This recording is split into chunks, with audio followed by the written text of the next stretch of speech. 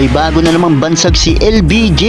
Binigyan ng bagong nickname na Captain Lemerica itong si King Lebron James. Kakaiba talaga itong si Lebron. Halos lahat na lang yata ay napapahanga ng mamang ito.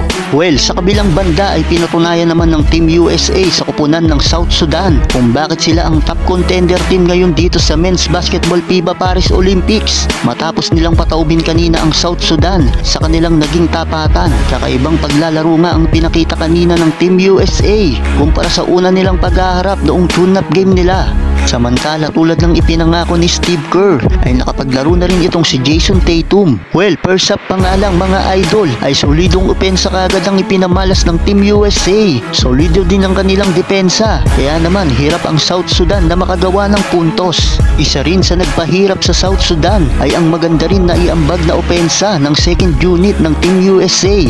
Kaya maaga silang nanambak mga idol. First up pa nga lang ay namagana kagad sa 20 puntos ang kanilang kalamangan. Kaya nagtapos ang first half na hawak ng Team USA ang 19 points lead, 55-36.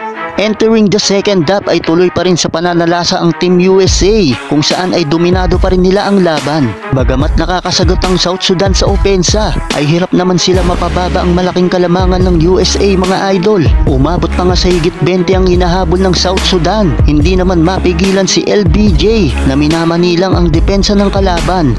Halimaw talaga itong si The King. Binabaklas lang ni LBJ ang inside defense ng South Sudan mga idol.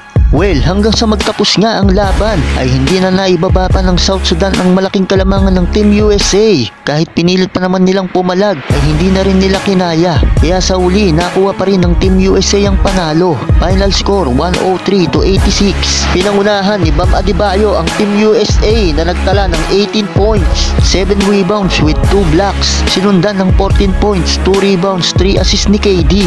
13 points kay Edward, 12 points, 7 rebounds, 3 assists naman para kay Lebron.